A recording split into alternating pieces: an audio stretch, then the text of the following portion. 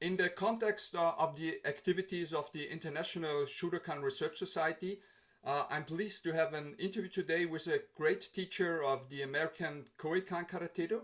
I would like to welcome Patrick Ciser Sensei today. Thank you for having me. I appreciate it, Sensei. And I think you're a great writer, and apparently you're a great scholar. And I hope I can live up to the interview. Yeah, thank you so much. So, Ciser Sensei grew up in Clifton, in New Jersey, where he became a police officer in 1977. And during his career as a police officer, he has actively used the skills of karate on several occasions while on duty. And he also wrote the book, Budo and the Badge, Exploits of a Jersey Cop, about his time on the force. And Ciser has also represented the United States in several international karate tournaments and has won many of them. So I'm very pleased that we can have this conversation today. Okay, excellent. So yeah, let's start with the first questions. Could you please give me an overview of your journey in the martial arts? Sure. I I grew up, as you just said, in a city called Clifton, New Jersey, and it's only about 20 minutes outside of New York City on the other side of the river. And growing up there, I would try different sports out, whether it be baseball, football, basketball. And I guess I like basketball the most, but I never really took to sports that well. I originally went to a tough high school, which I won't name, on the borderline of Patterson. And at that high school, uh, it was not too much learning, but a lot of violence. It was kids were they brought there to that high school from bad neighborhoods, and I was from a good neighborhood in Clifton, but there were some bad neighborhoods that fed the school as well. Mhm. So what happened was we had different gangs and different people fighting there, and it wasn't a safe place at all. We I would get into fights from time to time. People would try to steal your money. People would maybe pull a razor knife on you and things like that. This is when I was like 16 years old. Mhm. So what happened was at the time I started watching Bruce Lee movies. I was watching all his current movies back in the early 70s. And of course, like everyone, I loved the Green Hornet and I loved all the movies. Mhm. And I thought to myself, maybe it's time I learn a little of this karate stuff or kung fu or whatever's available. So what I did was I did a search around town, and back in the 70s there was only two martial arts schools at the time. One was a karate-do school, which my sensei Edward Kalutis owned, and it was on Main Avenue in Clifton, and there was a judo school. So I knew I wanted to do stand-up fighting karate-do. So I signed up there with my brother Mike at the time in 1971. As time went by, I knew I found my sport. Forget all the other sports. I never looked back. I was actually playing bass and a singer in a band in high school, and I put down the guitar and the bass, and I was like, nah, I'm just going to train karate do. That's it. So my love affair with karate started there at age 16. Today I'm in my mid 60s, and I have 50 years involved in Koei-kan Karate-Do, and I've done some other things as well. So as time went by, and I got better and better, some exciting things happened to me. One was Sensei Ed Kalutis, my sensei, invited me to help him with a demonstration at Madison Square Garden. It was the Oriental World of Self-Defense in 1975. So Sensei Kalutis broke 3 bricks with his head, and he did all kinds of wonderful demonstrations. He had more ki, I think, in his pinky than I would ever have in my entire body. And the man was amazing. And I was honored to go to Madison Square Garden and be in the Felt Forum and do a demonstration with my sensei at that time at an early age, only age 20. Receiving my Shodan after 5 years of training, it only got better from there. I competed in one of the main tournaments. Started me out good in 1975, where it was the United States USNKF, and I competed in a tournament against all styles, all systems. There were 40 competitors in my division at the time. Karate-Do was very, very popular back in the 70s. You see a lot more people training back then. The dojo, the dojang, the Kwan, everything was full back then. And I had 40 competitors in my division, and I won first place kata by performing Shinto. So I got the gold medal in the state of New Jersey. Then I went to Cleveland, Ohio, where I won the bronze medal in the nationals. And then I was supposed to go out to Long Beach, California for the World Championships and represent the United States. Unfortunately for me, the kid from Clifton came from a fairly, not a poor family, but not enough money for a plane ticket and all the expenses to go to California. So reluctantly, I stayed home. I couldn't go compete. And I feel bad to this day that I never went, because that was known to be a really big tournament. And I think Chuck Norris and Bruce Lee were there. And it would have been a nice experience. However, Sensei Kaludis, my sensei, knowing that I was disappointed and I should have been in that world championship, he brought me to Caracas, Venezuela with the US team, where I competed at the Poliedro, and the Venezuelan government paid the US team expenses from start to finish. So that was a pretty good start in my martial arts career. Over the years, I've been on 5 US karate teams, winning gold medals in South America, Greece. I've been to Greece about 6 times. I've gone back there to teach, things like that. The last time I was competing in Greece was in 1995. I won a gold medal in kata, doing Chibana Kusanku, and also I won a bronze medal in kumite. So that was my last time in Greece competing internationally. As a matter of fact, what happened was that the Syrian coach, they had a really good team. As a matter of fact, the Syrian fighter was the guy that took first place in my division when I took third. And the Syrian team, I got a photo with them back then. And the coach asked me if I would come to Damascus and teach for a while. And I told him, well, I'm not sure I belong in Damascus. I said, to be honest with you, political wise and politics. So I declined. And he said to me, oh, no, you don't have to worry. We would give you a bodyguard. I said, well, if you're telling me I need a bodyguard, you're proving my point. Maybe I don't belong in Damascus. So as it turned out, that was back then, 1995. And now it's a horrible situation over there in Syria, as we know. I have no idea what happened to our martial arts brothers and sisters over in Syria, or anybody else for that matter, but I wish them all well, because the team was a really good team. They trained hard. And you know what? Like most martial artists, we try not to get involved in politics. Like right now, they're even talking about the US team not going to China because of politics. Leave the US team out of it. Leave the athletes out of it. If the athletes feel safe with COVID or anything else going on in China, allow them to go. I mean, we went to the 1936 Olympics, if everybody recalls, and we shouldn't take that away from the athletes. The athletes train for many, many years, the blood, sweat, and tears that goes into all these different sports to get to the Olympic Games. I always felt bad that we didn't have Olympics for Karate-Do early on. I mean, it had to take Japan to introduce it as an exhibition sport. I mean, Korea really jumped the gun on it, got us on that one with the Taekwondo. A good friend of mine, Herb Perez, he won the championships over there, the gold medal in the Olympics in Korea. I'm sorry, when it first came around. Herb Perez was from this area, but now he was out in California. So anyway, I don't want to digress too much. What happened was in 1977, I became a police officer for the city of Clifton. As a police officer, I started out just learning the ropes, watching the other guys, seeing what I could do. But after a while, it occurred to me that I could absolutely use my Karate-Do skills as a police officer. The thing that I used the most, because I felt like I didn't hurt anybody, if a guy would take a swing at me or something, in most cases, I would use foot sweeps. I was lethal with a foot sweep. In the dojo when we would spar, if somebody threw a maigeri at me, like I would levitate them. And I used to do that in tournaments all the time. I take the back leg out and bam, and then do the follow-up. So I used to levitate people. Once in a while, I got a little touchy though, because as you know, as a police officer, a lot of these fights are in the street. They're not in a ring or somewhere where there's a little bit of padding or a mat. So a couple times guys hit the back of their head on concrete, and I was happy to say that they were okay when they got up. But anyway, I tried to resist hurting people. That's what I always tried to do. And if you were a drunk, I really didn't want to hurt you. Other guys would be like, going for their mace or going for something. And I say, oh, it's okay. It's okay. He's harmless. He's just a little drunk. And if the guy took a swing, I would just duck and, take him out with something, but never to hurt them.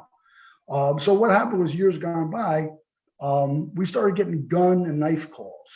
Like one in particular was a guy with a high-powered rifle. He had the rifle to his side of his head, and he had his thumb. He had his thumb on the trigger, and he's going to blow his brains out.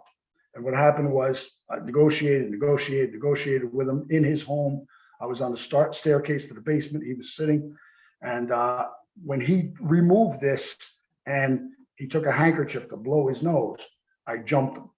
And at that time, I snatched I had to jump over the stairs, over the coffee table. He went back to put it to his head to pull the trigger, and I ripped the gun out of his hands.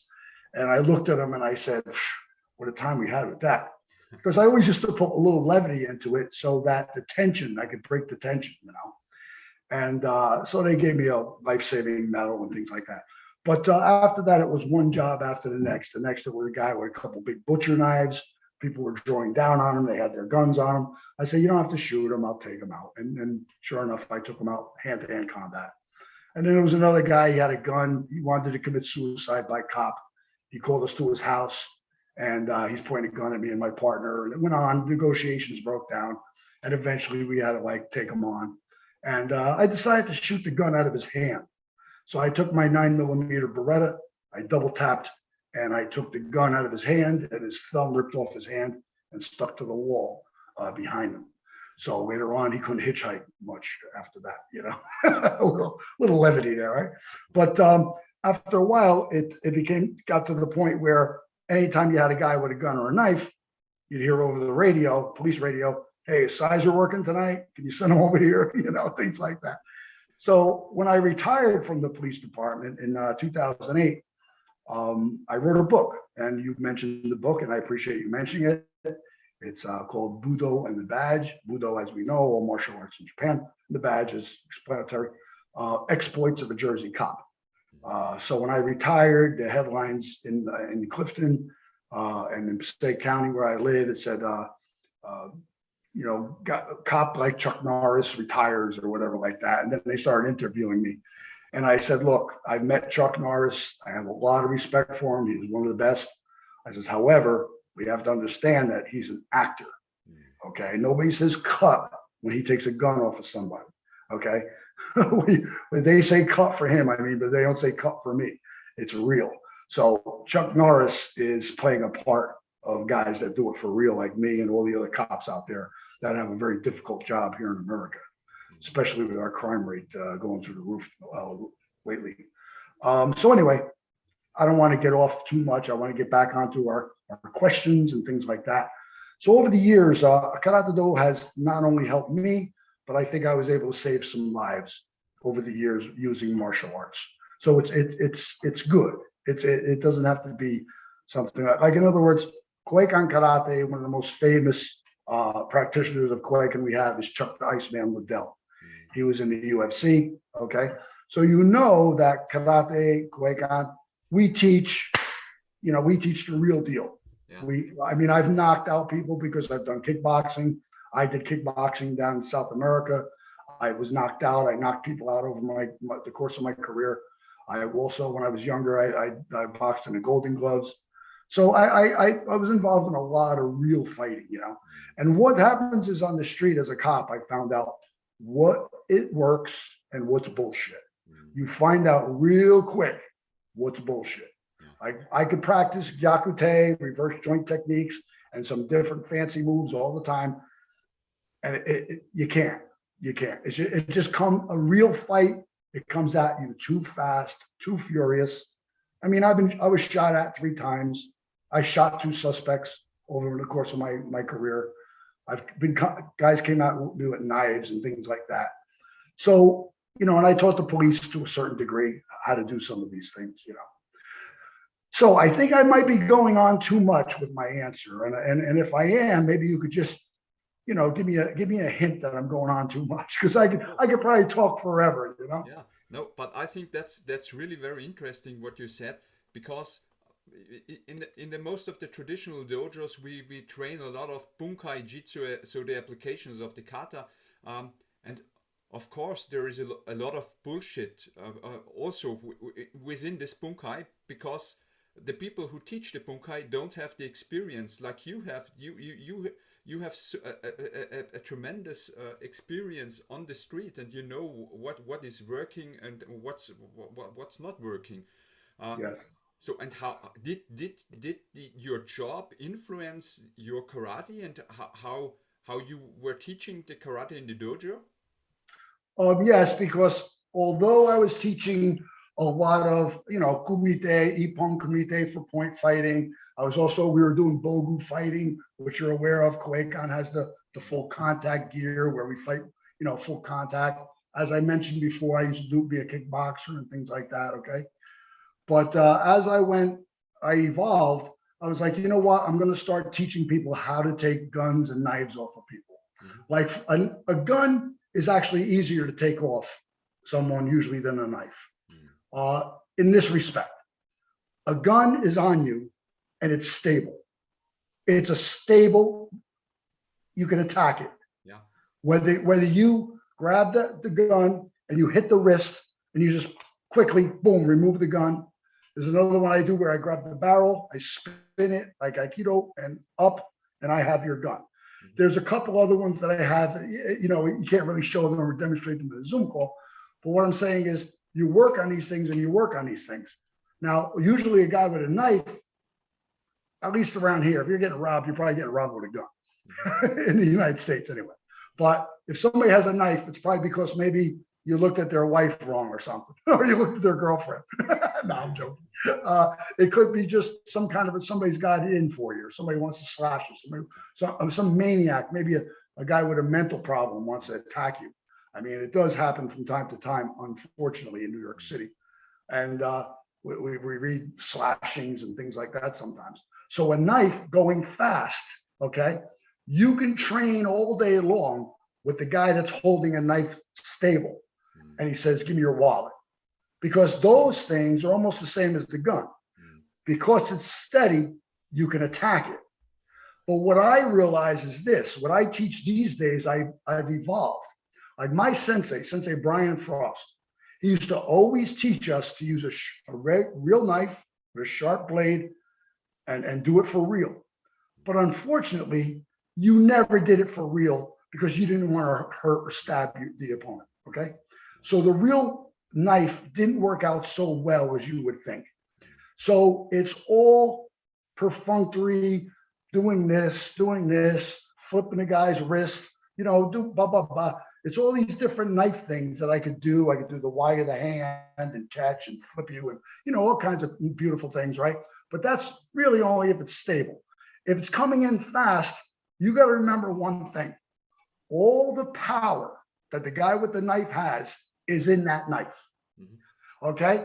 What if you're going to box me right now, Sensei, right? You and I put our hands up, we're going to box. Yeah. You are covering up just as much as you are hitting me. You're covering, you're ducking, you're weaving. But once I give you a knife to attack me, you're thinking about that knife. You're just thinking about the knife. You're going to stab me. You never cover your face. You never cover your throat. Yeah. You never cover your eyes. You don't protect. You don't protect at all. So what happens is if you can just knock down a knife, come over the top, bam, I just have to stun you for a second. A second is all I need because you're getting the hook and you're getting everything else right after that, bam, bam, bam.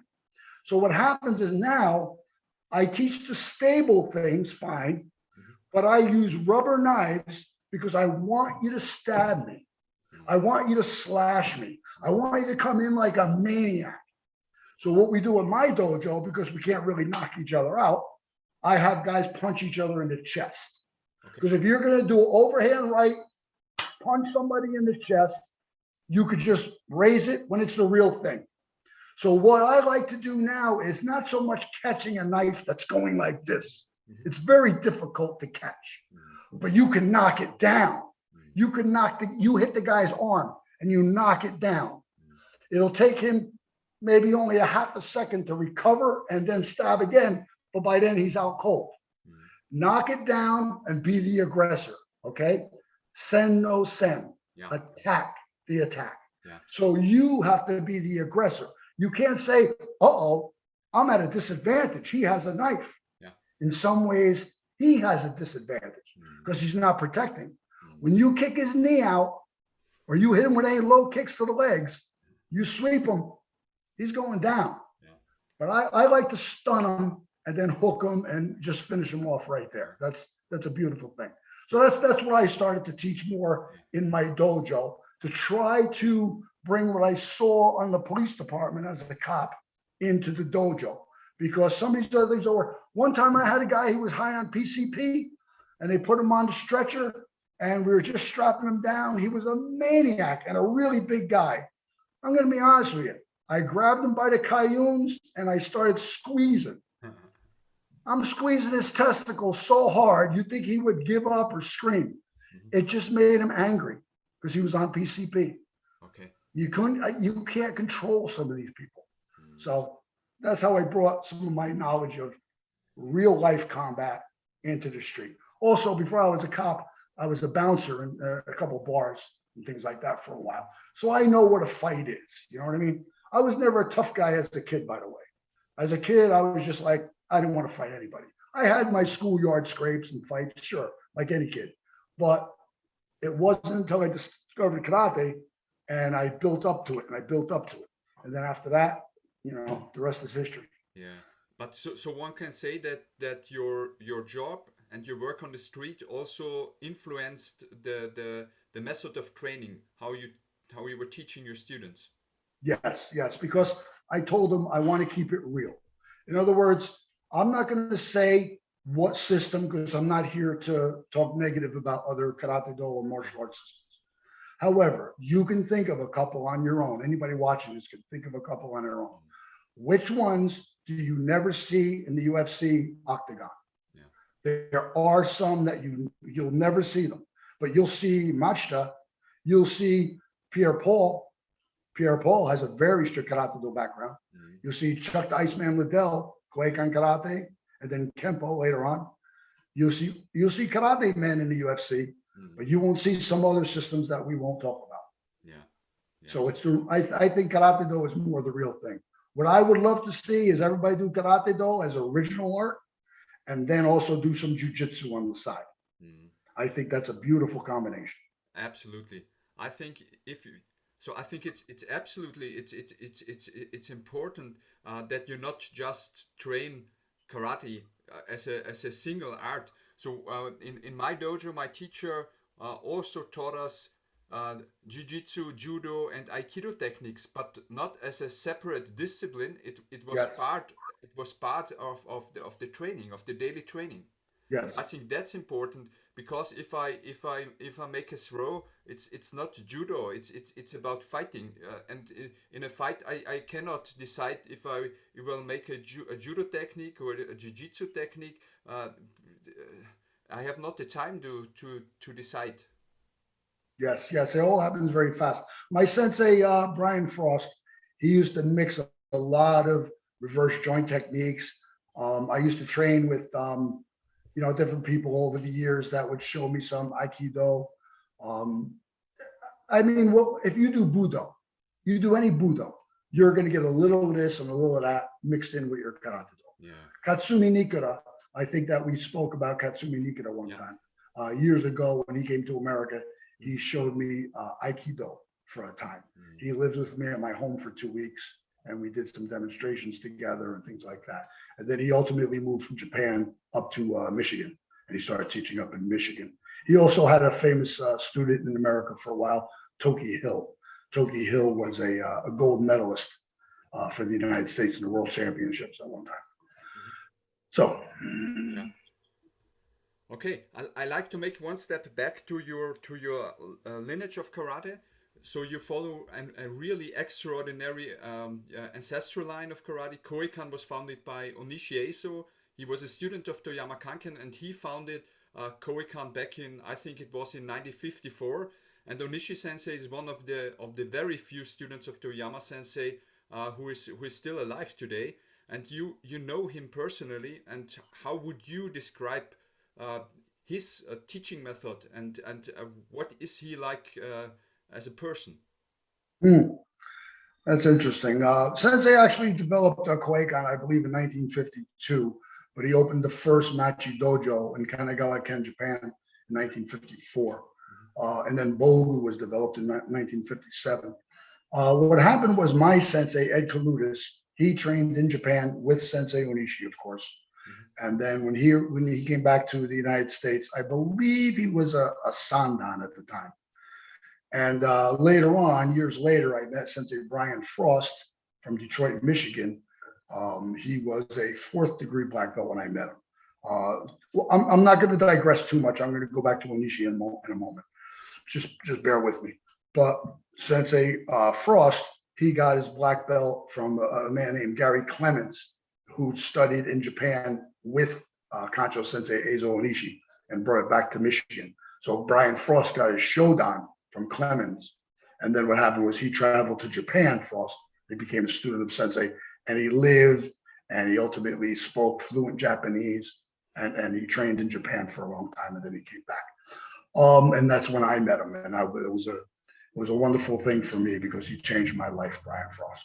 Now, getting back to Sensei Onishi, I have limited training time with him. However, I got to know him through training, through the internet a little bit, through writing letters. The first time I met him was in 1974. He came here to the United States and he trained at my dojo in Clifton, New Jersey, which Sensei Kaludis owned at the time, in 1974. So I got to go to all the seminars. We had a dojo also in Caldwell, New Jersey, and we trained as much as every day we could that he was here on vacation. What happened was then later on, Sensei returned in 1990 and trained at my dojo, which by then I owned a Clifton dojo. And he trained with me for quite a while, and he made the rounds in the United States a little bit. And then also I went to Japan with three of my black belts in 2004. And we trained for 2 weeks with Kancho Sensei Onishi. He came to the United States in 2006. Sensei Onishi traveled here in 2006. That was his last visit here. Because the big span of years. Oh, I also trained with Sensei Onishi in Greece in 1990. As a matter of fact, what happened was he came to the United States, trained with us for a while. I got on a plane with Kancho Sensei, kind of acting like his bodyguard because he was going to meet his Japanese black belts in Athens. So I stayed with Kancho next to me on the plane and made sure everything was good. His English is very limited, very, very limited. I speak very little Japanese, like we say, Taihin Sakushi, very, very little, but we managed. So we went to Greece together, and then I trained with Sensei. He invited me to his hotel room every morning at 7 a.m. I was a little bit like, we got to do it at 7, you know, like I'm in Greece. I want to be out at night. I want to have a nice time, you know, I want to go to a club, you know. And this is in 1990, pretty funny. And I'm like, well, Kancho says, be in your room at 7 o'clock. You better be in his room at 7 o'clock because this is a great honor. And I went to his room and he taught me kata in his room one-on-one. That was probably the best experience I had. But when I met him in 1974, it was like, wow, holy Jesus. He was so impressive. He took one of our students. He took a Seito, had him stand on the other side of the dojo. And he said, just face that way. He did Zen 10, forward roll, like 3 of them. Tapped the guy on the shoulder, and he never heard him coming. That's how quiet he was when he was doing Zen 10. To this day, Sensei Yamamoto, Ikushima, Hoshi passed now, rest his soul. These guys used to do, I don't know how they did it. I would do a forward roll and I would jump back up, but you would hear me coming for sure, you know, because I weigh about 196 and you'd hear like a little thump going on. It was so, but these guys, they do it so quietly. It's so, they're perfectionists, you know, they got it so perfect. So what happened was When Kancho was teaching in 74, though, he was teaching like really hard training, like bam, bam, bam. He has pictures in his first book. I have his first book. It's all in kanji. You can't read it. It's not in English like some of his other books. But he's hanging from rafters. He's hanging from two rafters like this with the wood like in the middle. So you don't have a grip. You just hold it like this. He's hanging from rafters doing pull-ups. You know how hard it is to hang from a rafter without getting a grip on it? I mean, it's crazy, right? So he used to do that, and he used to do a lot of makiwara work. He'd be punching makiwara all the time, and he trained hard. So I jumped into makiwara. I had a makiwara at my house when I was younger, and I would do 1,000 punches on that makiwara. What I used to do is take 10 pebbles, and I put it by my backyard makiwara, and I would count all the way up to 50 in Japanese. And then I would hantais on the other side, bam, 50 punches. And I would count in Japanese to 50, bam. And I would move one pebble. Then I did it again, 50, 50. I move another pebble until I got to 1,000. And my hands were like, oh, forget about it. They were raw. But the problem is you can't do it for another week because now your hands are bleeding and everything, right?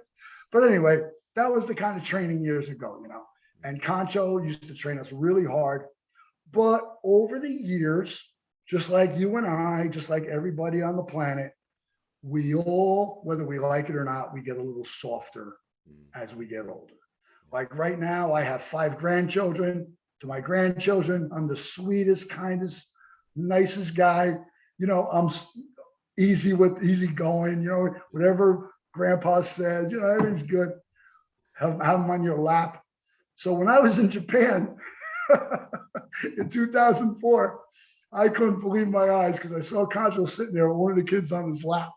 And I was like, is that the same man I trained with in 1974? Because no way would he have a kid sitting on his lap. But he became grandpa. He became grandpa, and you love him for it. At the same time, though, Sensei Brian Frost always taught us, we do in America 1970s Koei-kan. That's what we do. We always train 1970s Koei. But to be honest with you, we don't really. I mean, I used to own a dojo, another dojo in Clifton. I had 2 of them. And the other dojo, I have 10 students. Okay, we're going to do jumping jacks. Everybody counts one at a time to 100. So we do 1,000 jumping jacks. These guys thought I was nuts. And we would do all 1,000 of them. The seniors would do 1,000. The juniors, I said, whenever you have to rest, take 30 seconds and then jump back in again. Okay, let's hit the deck. We're going to do 200 push-ups. We're going to do sets of 20 push-ups till we get to 200. Do 10 sets. And we used to train like maniacs. But I mean, if you're going to get to the level of making the U.S. team or anything, any of your goals or aspirations, you got to be training obviously harder than the other guys, right? But today we don't do that anymore. You know why? Everybody would quit. I won't be able to pay the bills. I have a machi dojo, a street dojo right on Clifton Avenue in the city of Clifton. And like I said, I'm in karate for 50 years now. And I've seen the attitudes of people. They come in, they don't want to train to that degree or they'll quit. And then you don't have enough students, you don't have enough seito to pay your bills, to pay your overhead, So times have changed a little bit. Yeah, I think it's also very hard today to find students. I remember the beginning years in the dojo of my teacher when we started in September with the new training session. 40-50 people were new in the dojo. Yeah, and if you look today, if you can be happy if 5 or 10 people are new. Wow, it's the same thing by you, huh? Yeah. Wow, it's the same thing. Yeah. Can't believe it. So Koei-kan has an interesting history. Sensei Onishi studied, as you said, from Toyama, and he received his 8th dan. Things I think were done a little differently back then. I mean, how long could you learn with someone to achieve an 8th dan? In Koei-kan today, in the United States anyway, when you make shodan in Koei-kan, and you can't make shodan until you're like 16 years old, sometimes 15. So you make shodan, now you got to wait 2 years to make nidan. And you got to wait 3 years to make sandan. 4 more years minimum to make yandan, and so on. I'm a 7th dan, I'm nanadan, but it took me forever to get to nanadan because a rank like nanadan is very rare for an American in Koeikan. See, in Koeikan also, I don't understand. First, let me back up a minute. I don't understand how there's so many 10th degree black belts in the world. Everybody and his brother is a 10th degree black belt. And they walk around like they're really proud, and most of them are shit. As far as I'm concerned, in Koeikan, there is one 10th degree black belt in Koeikan in the entire world. His name is Sensei Onishi.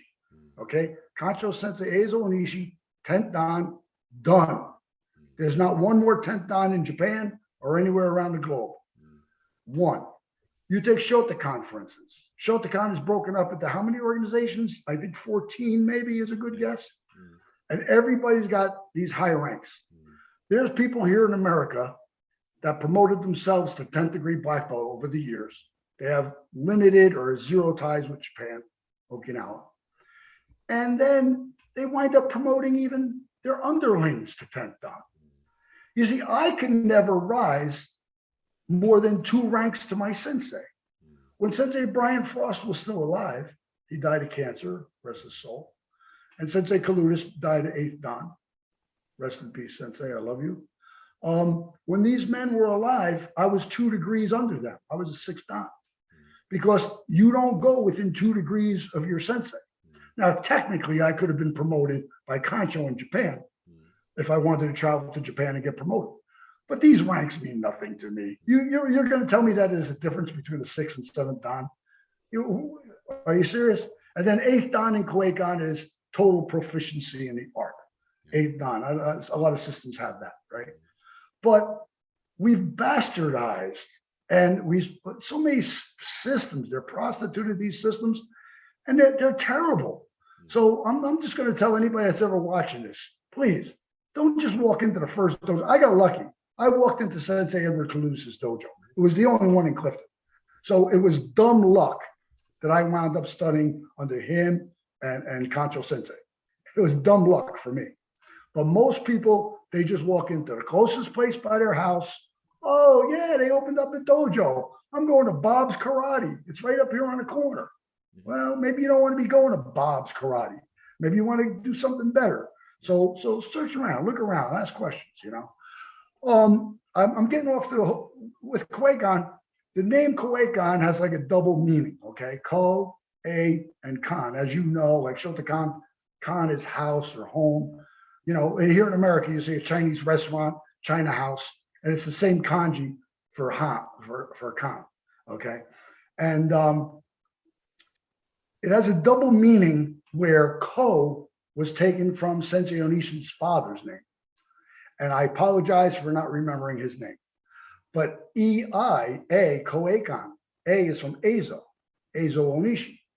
So what they did is they combined his name and the father's name. But it also is prosperity and happiness living in a home or a house, generally speaking. You know, there's a lot of dual meanings like Budo, Bushido, to catch a spear. There's like, you know, in-depth meaning to a lot of these things. Shito-ryu, as you're probably aware, paid homage to Yatsutsune Itoso and also Kanryo Higashiona. They took Higashiona, the shi for Shito-ryu, and Itoso, they took the to, and they combined the 2 ideograms, Shito, to have Shito-ryu. So it's a little like that with Koeikan, but with Onishi's father being honored. Okay. As far as I'm concerned, the only thing I'm happy about today is Kancho is still alive and well, teaching kata. You know what he's really good at? I mean, he's amazing. He's so punctilious to the fact that he always constantly does research and research. He doesn't just rest on his laurels. To this day, if he's reading something that comes out of China, something that comes out of Okinawa, if he sees an old video, if he reads something like, oh, well, the actual technique wasn't supposed to be like this, it was like this. So you know what? I'm going to change our kata because I want us to do traditional, original Karate-Do kata from Te and from Tode. Like we want the original, you know? So over the years, as you know, you'll get systems that branched out because you'll get 5 guys that trained with the same top guy, and they all want to be in charge. They all want to be the big chief. So all of a sudden you get this view and this con and this view, and you get all these different systems, and they all promote themselves to 10th degree black belt, and now they're in charge of their new system that they named. So it's splintered and things like that. You know, Toyama didn't even believe in styles and systems. He didn't think it was a good idea to splinter off. He thought we should just have Karate-Do, you know, or Tode. So as far as I'm concerned, we've lost our way to a certain extent. But everything that I've done, everything that I'm talking about, writing my book and all the exploits, I refound traditional karate. I've never done kata so much in my lifetime, because you know what? When you're in your mid 60s, you could still do your kata really hard. I'd like to think I really still do hard kata. And I'm really always picking on the students to just tweak it, just tweaking it. I like to say at my dojo, all the black belts, I say, I'm the quality control expert. I don't like to micromanage. I have a team of black belts that help me run the dojo and a whole bit. I don't like to micromanage, but at the same time, we're also teaching black belts how to be good instructors. Yeah. Okay. Like when you get your shodan, please don't think you're a big instructor and now you have nothing else to learn. I mean, now that's your first step, right? So I try to be the quality control expert, which I think I got a little bit from Kancho and my other senseis, you know. And do you have a favorite kata? Chibana Kushanku, the one that I won the gold medal in Greece in '95. Okay. That kata I've done in different places, different tournaments. I've done well with it. I always, I mean, we do Goju Shiho and we do Seipai and we do some other kata, sure, but nothing is as beautiful as the jump, spin, and land in Chibana. It always gets that wow. You know what I mean? So Chibana, I even like better than Kushanku Dai.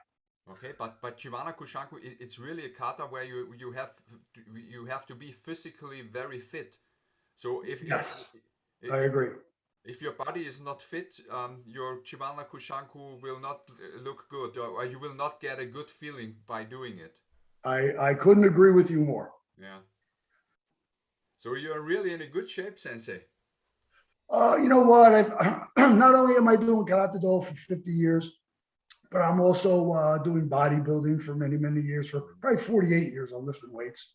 So I still do both. I do my cardio and aerobics at the dojo, go down to my weight room 3 or 4 days a week. So, I mean, you know what my secret is?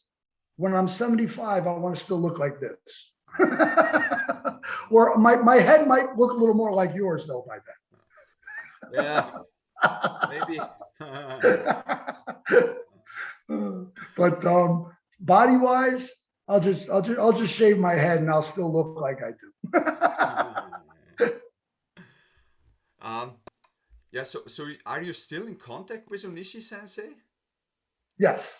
As a matter of fact, I was named years ago as U.S. liaison to Japan because I probably have stronger ties with Japan than many other members of Koei-kan in the United States.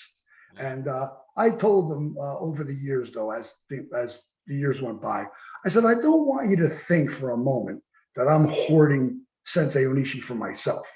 So I said, if any of you ever want to write Sensei Onishi, start by writing to Yamamoto Sensei, Yamamoto Gaku Sensei. He's a 9th Dan. He's Sensei's top heir apparent. He has a PhD, speaks English. Excellent practitioner. I can't say enough good about him. And as good as he is, very humble man.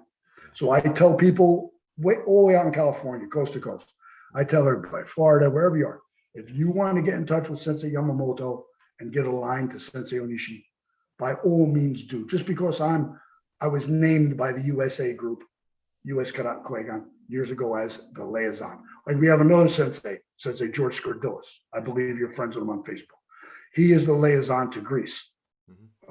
Okay, Sensei Kaludis and Sensei Skirdilis always spoke fluent Greek, and they're the ones that got us into Greece, and we have a collaboration with them. Yeah, I agree. I agree absolutely with you about Yamamoto Sensei.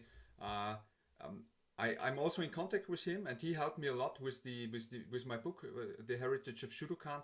And Outstanding. I think it was 3 years ago. I was in Japan, and I met him, and I got the possibility to train with him and his students, and it was a fantastic possibility to do that.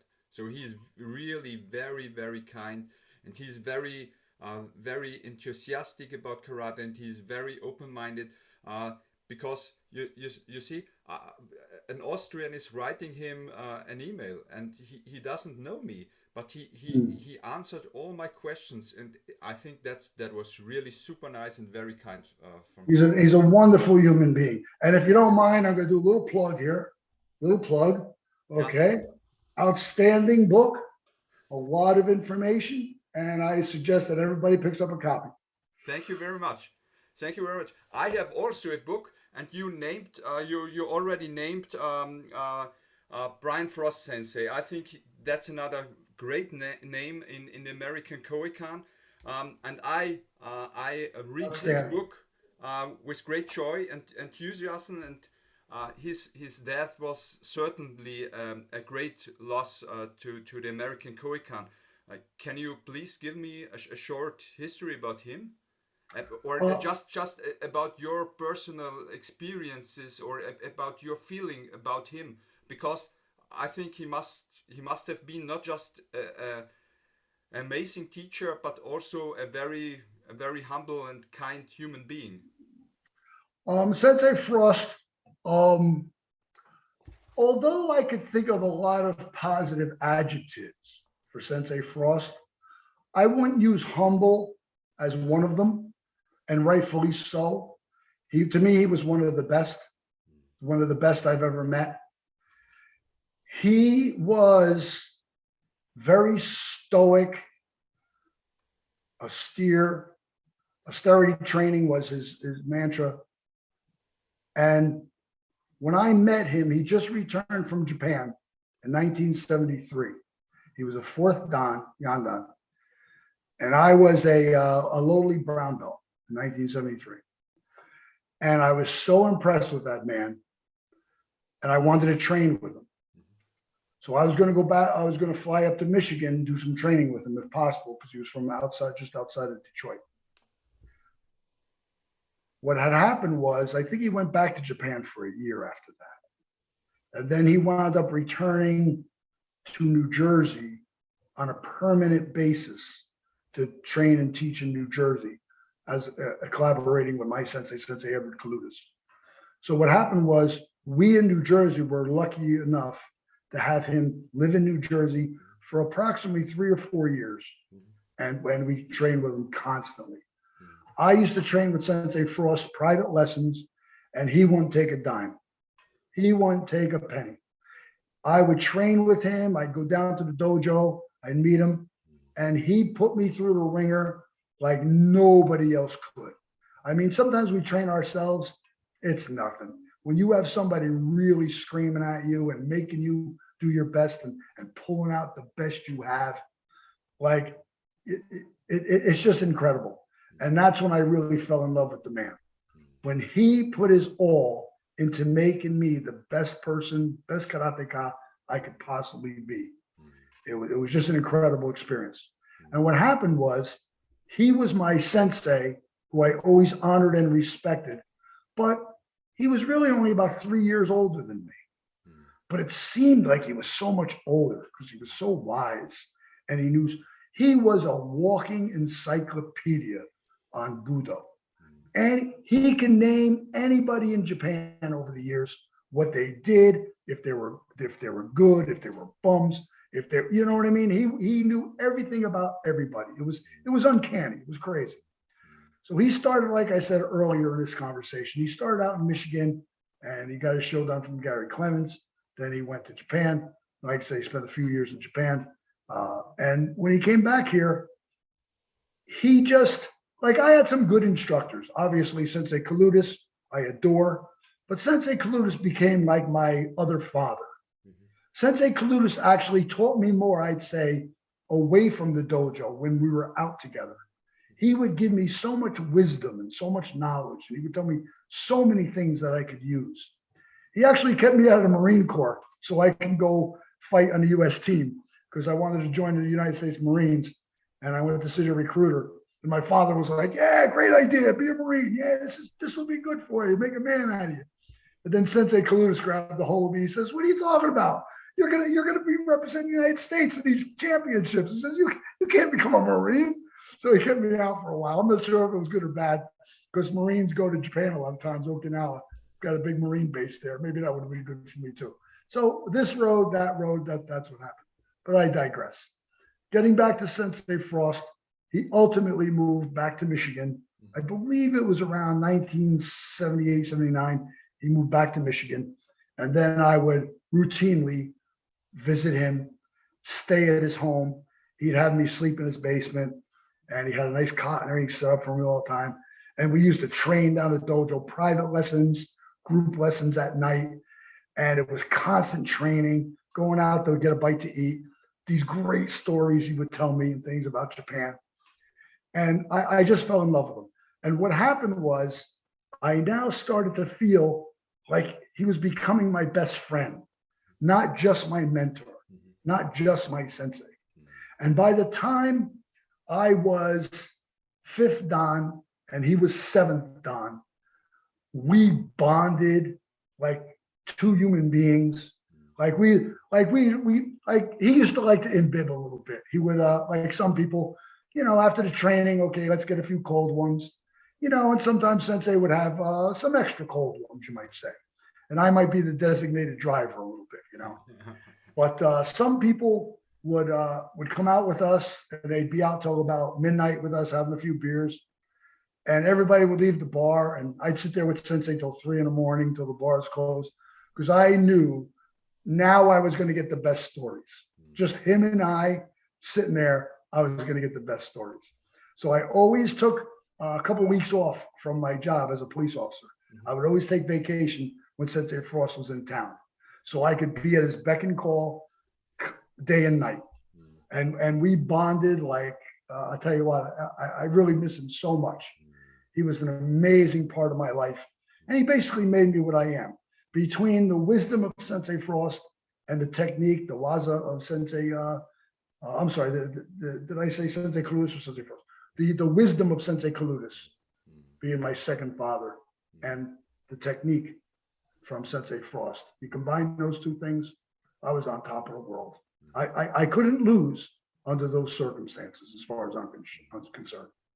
I think that what you say is also very, very, I think a very important point of traditional Budo, that you not follow an organization, that you have your teacher, and that you follow a teacher, and I think that's the important, a very important point.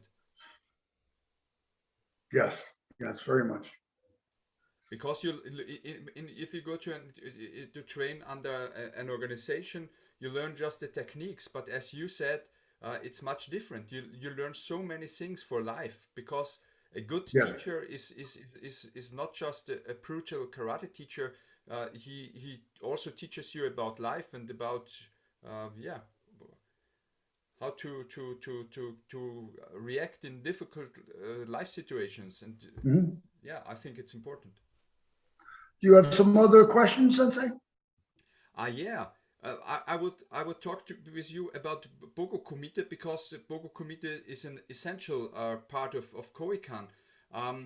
So from your point of view, how important is this type of training? I mean, especially the Bogu Kumite. Well, it's very important, and I think that it was really good luck that I started with a system that actually had Bogu. For those that aren't familiar with Bogu, it's almost like a baseball umpire's mask or a catcher's mask in baseball, with padding all the way around the head, and shoulder pads come down. Certain gloves, not too much padding on the gloves, but enough that when you punch the wire mesh, you don't damage your hand too much. And what happened is, we were able to fight full contact with the Bogu on with limited injuries. What happens is, let's face it, most of us got to go to work Monday morning. So when we're training, we can't be putting each other in the hospital. My nose was broke 5 times over my fight career. My teeth were broke. These are fake caps. I've had my eyes shut and I've had cuts over my eyes, but that was mostly from kickboxing. Bogu, I never had those problems. You could fight as hard as you wanted, hit hard as you wanted, hook as hard as you wanted, and guys would go down and they'd get stunned and they didn't know where they were for a second, but basically it was limited injury. Now, what happened with us though over the years was Kancho Sensei caught wind that we were fighting full contact with his Bogu. And he didn't like that even for a moment. What happened was he tried to explain that Bogu was created so you can hit each other, but still control. In other words, he didn't want somebody getting knocked out just because they're wearing Bogu. Yeah. So he was always using caution, making sure that no one ever got hurt in the dojo. So to this day in Japan, even though they wear the full contact gear, they do not fight by any stretch of the imagination, full contact. Yeah. But they can fight very quick, very fast. If you're my age, like Ricochet Rabbit, you wouldn't know who Ricochet Rabbit is up over in Vienna. But it's a little joke for those that know. And Ricochet Rabbit was fast. He was all over the place, right? And these guys in Japan, they're so fast, some of them. Like Sensei Yamamoto. Yeah. Sensei Yamamoto is very thin. Like compared, like I'm the thumb and Yamamoto's the pinky. Yeah. I'll hit you and I'll send you the next Wednesday. Yeah. Yamamoto Sensei will hit you so fast that he'll crack your ribs. He'll break your nose. You'll be spitting out your teeth. Yeah. The speed is there. And as a result, he hits very hard. Yeah. But what they do is they can hit really fast with the Bogu in Japan, but still come back, come a little short. Bam, in and out, bam, in and out, instead of that crushing right hand where you want to knock somebody out. But I told Yamamoto Sensei, and I put it through the interpreter years ago, that I told Kancho Sensei, I go, you have to understand the reality. American cities and certain neighborhoods are very violent. I mean, you see the world news. You see our homicide rates are astronomical. Carjackings are high. There's certain places in our inner cities. There's certain neighborhoods you just cannot really go to. If you go, you're very naive, you might say. So I always told them, I go, we have to fight full contact to build up to defend ourselves on the street. When I was in Japan, cleanest place I've ever been to. You can go to Tokyo, you can go anywhere. Well, definitely Osaka, Kyoto. You can go wherever you want in Japan. You can eat off the streets. It's a beautiful thing. And Sensei Frost used to tell me, you could walk down the streets with $20 bills hanging out of your pockets, and somebody will come up to you and say, oh, don't lose that. Make sure you tuck that in your pocket. Where I live, people can snatch those 20s and running, you know what I mean? And so we have crime. So in Japan, they're very, very humble, but extremely intelligent, I tell you what, the United States could learn a lot from Japan when it comes to honor. Yeah. I'll just stop there. Yeah. In America, a lot of people don't have honor anymore. Unfortunately, many politicians don't have honor. But you go to Japan, if we did things like they do, man, we'd be on top of the world. So anyway, I'm digressing a little bit. Getting back to the Bogu. They're so busy bowing to each other in Japan all the time. There's almost no crime except for Yakuza. And Yakuza just, they deal with themselves. They don't bother the average person. You know what I mean? Never. They're doing their own thing. But in America, you got to learn how to defend yourself. That's why I teach gun and knife defense. That's why I teach how to knock somebody out.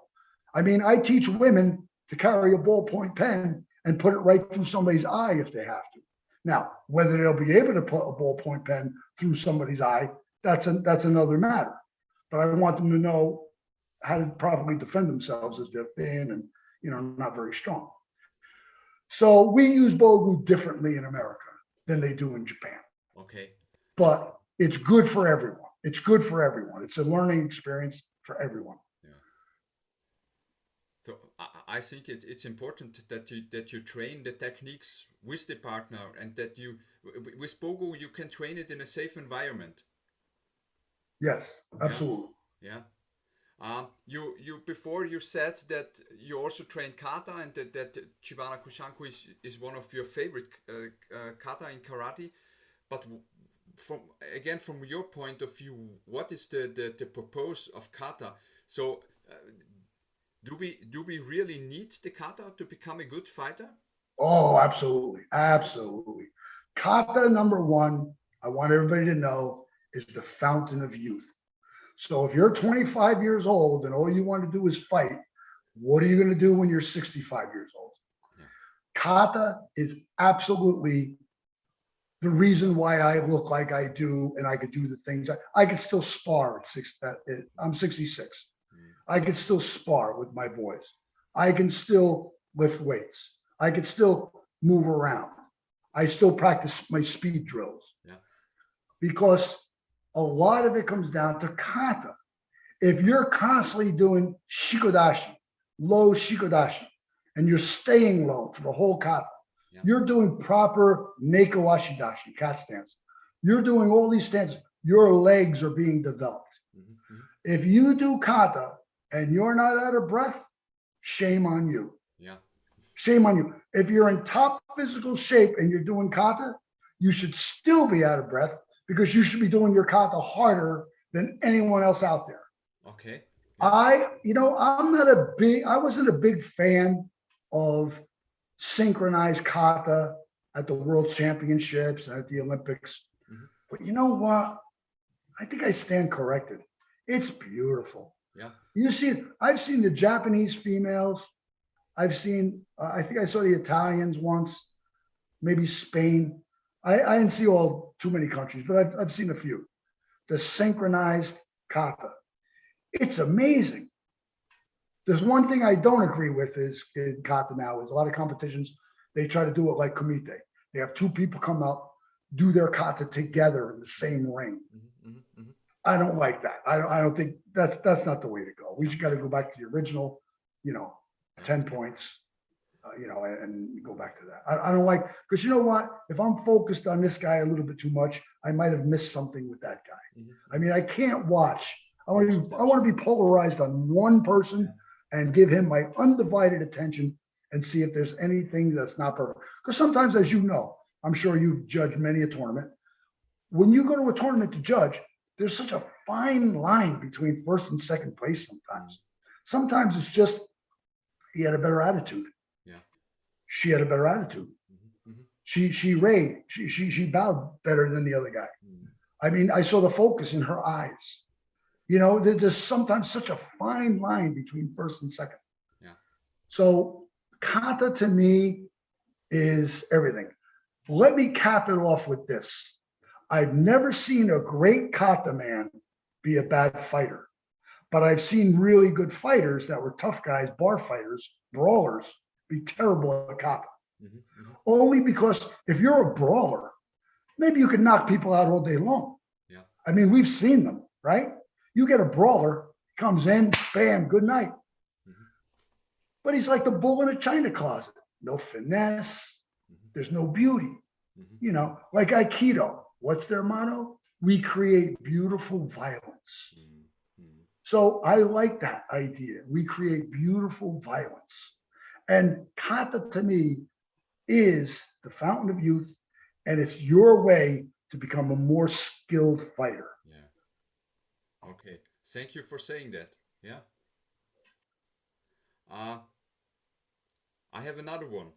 It's about the change in karate over the last. I'm sorry.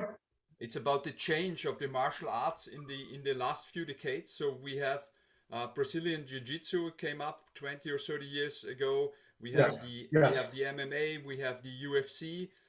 And all these methods have a great influence on karate. How do you think about these influences, and about the influence on the traditional karate in general, and on Koei-kan in particular? So should we preserve the tradition, or should we incorporate these new aspects into the karate of the old masters? So should we also train Brazilian Jiu-Jitsu? Should we bring these techniques in the karate dojo? Is this a good idea? Well, that's good, really a loaded question. I thought when the UFC got popular, mixed martial arts got popular, that it was going to be like a little boom for karate dojo. Just the opposite happened. Hmm. Nobody wanted to wear keikogi anymore. Yeah. Everybody wanted to do, wear shorts, do like kickboxing or Brazilian jiu-jitsu, and nobody wanted to wear even a jiu-jitsu gi for that matter. Yeah. Nobody wanted to wear a gi. And instead of you telling people, see those guys in the ring? They started out like Chuck the Iceman Liddell in a Koei-kan dojo. I mean, Chuck Liddell was 12 years old when he walked into Sensei Jack Sabbath's dojo in San Obispo, California, and started training. And he went to high school. He was a college wrestler. He was in karate. He was with us for 12 years. Mm-hmm. In 1993, he won my championship, the Koei-kan Nationals in 1993. He was like, I think he was 20 years old. Mm-hmm. I got a picture standing with him. And he thought it was great at that time to get a picture with me. It was too funny because, I'm getting a picture with Pat Ciser. And then later on, I saw him in California, in Santa Barbara. I went to judge a match, an MMA match. And when he saw me, he gave me a hug and all, right? And I said, oh, we got to redo that picture because now I'm proud to get a picture of him. So I juxtapose, I put the pictures side by side. And I get the 1993 one where he's proud to get a picture with me, and then I'm proud to get one with him. It's funny. It's too funny. But anyway, I'm digressing. So Brazilian Jiu-Jitsu, what I feel bad about is everybody forgot that there's Japanese Jiu-Jitsu. I mean, it's a constant, I do Brazilian. Okay, they took Japanese Jiu-Jitsu, they tweaked it, they did their own thing, and now it's called Brazilian Jiu-Jitsu, okay? Does that mean I'm doing American karate? No, I'm not doing American karate. I'm doing Japanese karate. Okay. But that's what happened. So I saw less people coming into the dojo as a result was, I'm going to do jiu-jitsu now.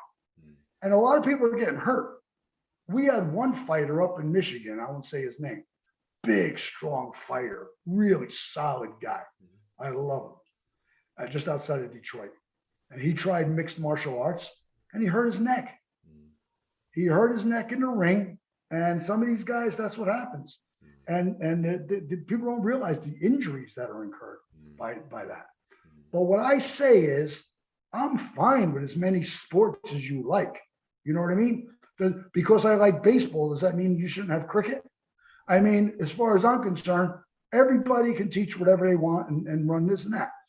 But what we found out was, so many martial arts schools, and I gotta laugh. It reminds me of when Kung Fu and David Carradine came out in the early 70s. Remember the show Kung Fu? Yeah, sure. So anyway, David Carradine, Bruce Lee was supposed to get the role, and they said he looked too Asian. Go figure, right? He would have been perfect. So they give it to David Carradine. Never trained in Kung Fu a day in his life. No Wushu. He didn't even know what the word Wushu meant. And they pick him as the actor, but it was very popular on American television, right? I watched it constantly. I loved it. But what happened was all the karate schools started putting out signs that they teach Kung Fu. Yeah. All because it was so popular. Uh-huh. We actually had one guy, he taught a system called AMDO, American Do, the way of, I guess an abbreviation for American. So he created AMDO. He would actually teach Karate-Do in his keikogi one night, and then he'd come out as a sifu in a black Wushu Kung Fu outfit, and he would teach the next night. And the students, they didn't know what the hell was the difference. You know what I mean? They didn't know he had to look more like Tai Chi. They just thought like, he's kicking and punching. That's all. So the same thing happened with Brazilian Jiu-Jitsu. All I see is karate schools putting out signs. We do mixed martial arts. They don't do mixed martial arts. Come on. Even me, what I do is I still have my sign out, martial arts, because people think that word martial arts, I got martial arts. I have Koei-kan Karate because nobody can pronounce Koei-kan, let's face it. So I have Koei-kan Karate and martial arts on the side. But when people come in, I go, I don't teach mixed martial arts. But along with my karate, I teach kickboxing and I teach boxing. Just like you were saying before, traditional karate, you'll do a little aikido. You'll do some reverse joint techniques. You'll do a little jujitsu. You'll do some foot sweeps and throws like judo. So you'll do a few things, you know. So I tell people, I go, I'm not here teaching mixed martial arts. I don't do jujitsu, Brazilian or Japanese jujitsu. But what I do is I used to be a pretty decent kickboxer. And that's what I'll teach you in addition to the traditional karate. So, but I think we took a hit on it. I think traditional schools took a hit. Yeah. From your experience as a police officer, how important is it to know techniques on the ground? Because many fights... Very important, but it's a double-edged sword. It's a double-edged sword. Police officers, you look at their uniforms, they're constantly asked to carry more stuff. They have more stuff on their belt than Batman used to have.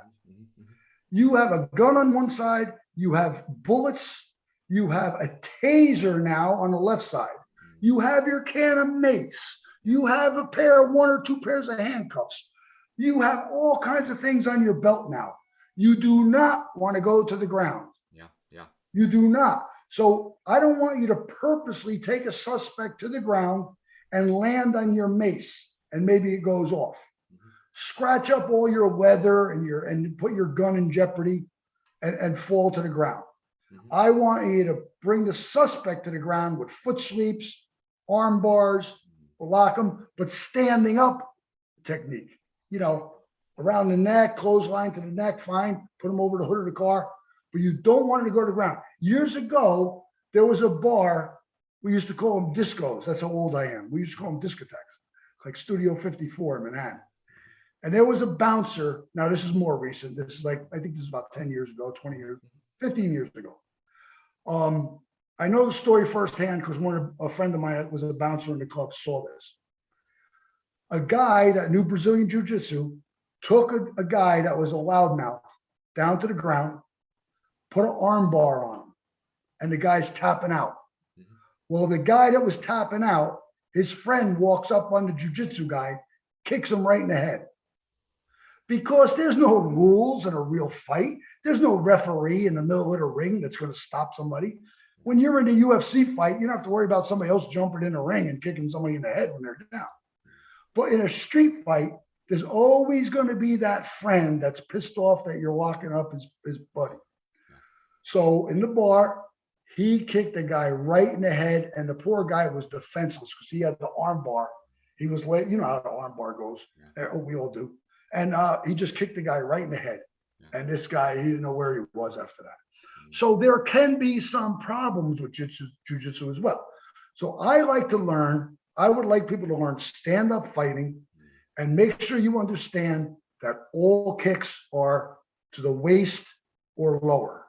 In other words, I shouldn't even say the waist, the crease, the hips in the front, where your leg creases in the front, a yokoge, side kick or something, well placed in that crease, you're going down. Mawashi-ge, roundhouse kick, inside, outside the thighs, side of the knee, yokoge as well. A mai-geri to the crease, a front kick to the crease. All low kicks. Our legs are down low. That's where we keep them. Hit low. Our hands are high. You keep them up here. Hit high. But don't interchange them. Don't think you're going to do this taekwondo kick, roundhouse kick to the head, and lay a guy out in a street fight. It's not going to happen. So I think I might have gotten off subject just a little bit, but that's how I feel about jiu-jitsu and karate. So I like people to go into the karate dojo, learn balance. Like some people come in, some of the cops will come in. Oh, can you show me gun and knife technique? You know, some of my friends will come in. I'm not sensei there. I'm Pat. Hey, Pat, can you show me how to take your gun off a guy? So I look at him, do a few things, and I'm like, sorry, you have no balance. What do you mean I don't have any balance? Hey, I'm not saying you can walk down the street and not fall down, but for a fighter, you got to have much better balance. So what happened was I used to have to take these guys and say, look, I could show you a couple techniques, maybe in 3 months. You want to train karate for 3 months? I'll look at you again. If you're moving a little bit better the way I want you to move, maybe we could introduce something like that. But you can't do it right out of the box. You know, it's just like years ago. Very important. Like some people don't understand that Kushanku Dai and the more difficult kata, those were developed in Okinawa first, as I'm sure you're well aware, because you're more of a historian than I am. And then what happened was they found out that beginners couldn't perform kata like Kushanku Dai. So they broke it down. They created Heian kata, Pinan kata, you know, Heian, you know, whether it's Okinawan or Japanese. So I'm sorry. Yeah. Next question. We have just one last question. I Oh, tell good. you. So I'm so grateful that we have done this conversation. I could Yeah, it's fun. I really could talk hours to you and learn from your experiences. And I also like to learn not just from your experiences, also from your wisdom. And I have the last question is, if a student who has been training for 10 years in karate comes to you and asks you, Sensei, you have decades of experiences. What is the secret of the martial arts? What would you answer your student? I would have to say, oh, my battery's going dead. I better answer. What I would say is that it's perseverance, like the old saying, Nanakarobiya Oki, 7 times down, 8 times up. Perseverance, never give up. The key is never, when you start to fail, think of it as something negative. Learn if you failed and get better. When I was a green belt, I never won one tournament, not even one. By the time I was a brown belt, because I always went home, I look in the mirror and say, you better train harder. You better fix this shit. And by the time I was a brown belt, I started to win, and I never looked back. So there you have it. Yeah. All right. One quick plug. A shameless plug, if you don't mind. But this is my book. Yeah. Budo and the Badge, Exploits of a Jersey Cop. It's on Amazon.com. It's also on BarnesandNoble.com. Barnes & Noble actually has the better copies. I don't like the copies as much on Amazon, but that's where you can get it. The reading is the same, but on Amazon, the pages are a little yellow tint, and I'm not crazy about that. So Barnes & Noble or Amazon, Budo and the Badge, Exploits of a Jersey Cop, Patrick J. Ciser. Thank you so much. Yes, thank you. I will also put the link in the video to Amazon, and I also have seen that Amazon that you can get your book on the Kindle version. So it's very easy to order it. Very inexpensive. Yep.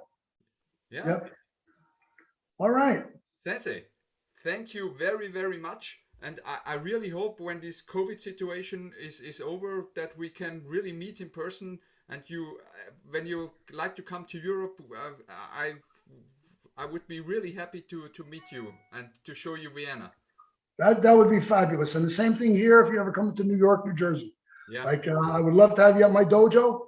We'd have a nice time. Go out for a couple cold ones. We'd be okay. Okay. Thank you, Sensei. Arigatou gozaimasu. Arigatou gozaimasu.